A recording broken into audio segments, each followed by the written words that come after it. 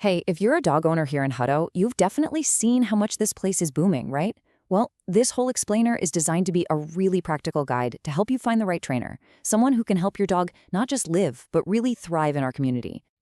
You know that dream, right? A totally relaxed, stress-free walk over at Hutto Lake Park, or maybe grabbing a coffee downtown without any drama. That's what we're talking about.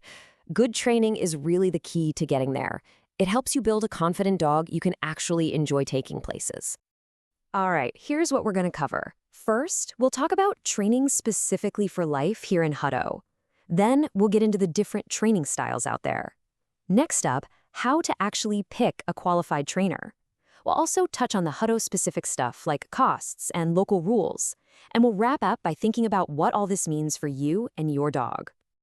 So let's start with part one, getting your dog ready for life in Hutto.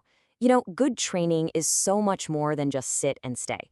It's really about giving your dog the skills to handle everyday situations with confidence. So, what does real life in Hutto actually mean for a dog? Well, think about the busy sidewalks along US 79. Can your dog handle that? Or what about navigating a crowded coffee shop downtown? Or just a simple walk at Hutto Lake Park when there are strollers, bikes, and other pets around? Training helps your dog learn to be calm in those exact moments, which, let's be honest, makes life way better for everyone. Okay, so now that we know why we're training, let's talk about the how. This next part is all about figuring out the right training style and format for you and your dog. You're going to hear this term a lot, so let's define it. Positive reinforcement. It's pretty straightforward. Instead of correcting a dog for doing something wrong, you reward them for doing something right, with treats, praise, whatever they love. It's all about building trust and making learning fun, which just helps them pick things up faster. So you've got a couple of main choices for where the training happens. There are group classes, which are awesome for socialization and learning to listen with other dogs around. They're also usually a bit easier on the wallet. Then there's in-home training. This is perfect if the problems are happening in your house, barking at the mailman, jumping on visitors. The trainer comes to you and helps you solve the issue right there in the moment. And there are a few other formats to know about too. D-training is where a trainer works with your dog while you're at work. A board and train is more intensive. Your dog actually stays with the trainer for a couple of weeks. And of course, private lessons are great for that one-on-one help when you're dealing with something specific. So, before you even start looking for a trainer, it's a good idea to ask yourself, what's my main goal here? Are we just starting out with puppy basics, like house training and socialization? Or are we working on obedience, like a solid come command and better leash manners? Maybe it's something more complex, like fear or anxiety. Just having a clear goal makes finding the right person so much easier. All right, so you've got your goal in mind, you know the different types of training. Now for the big question. How do you choose the right trainer? Let's talk about what to look for. Here's something you really need to know. Texas doesn't have any official licensing for dog trainers. That means it's on you, the owner, to check their qualifications. You might see these letters after a trainer's name, like CPDTK or KPA-CTP.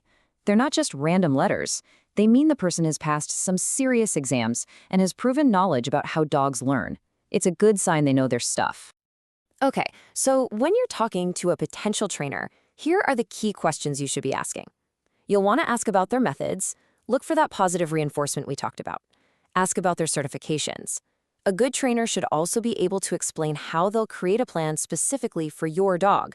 And don't forget the practical stuff. Ask what's included in the price and how much homework you'll be expected to do between sessions. All right, let's bring this all home to Hutto. We're going to talk about some practical local information, what you can expect to pay, and a few local rules you need to know. So, what does training actually cost around here? This table gives you a general idea for 2025. As you can see, group classes for a few weeks might run you a couple $100s. Private lessons are priced per session. And then something like a board and train is a much bigger investment. This should at least give you a ballpark as you start looking around. Having a well-trained dog also means being a good neighbor.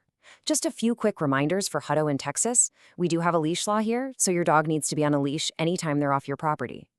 A rabies vaccine isn't just a good idea, it's state law. And of course, keeping barking in check and having an ID or microchip on your dog, it all just helps make our community safer and more pleasant for everybody. Okay, so we've gone through the why, the how, and even the how much. Now let's talk about the payoff, the whole reason you're doing this. It's all about creating a confident companion and a better life together. And I think this is a really good way to put it. The goal isn't to create some perfect little robot. It's about preparing your dog for the real world, for our world, right here. Remember what we talked about at the beginning? Those downtown strolls or relaxing afternoons at the park? That's what this is all about. Training opens up a whole world of things you can do together, experiences you can actually enjoy without stress. So, in the end, where will your new adventures take you? Because having a dog you can trust really does enrich every part of your life, at home, with friends and family, and just being out and about in our community. We wish you all the best on your training journey and hope it brings you both a lot of great adventures.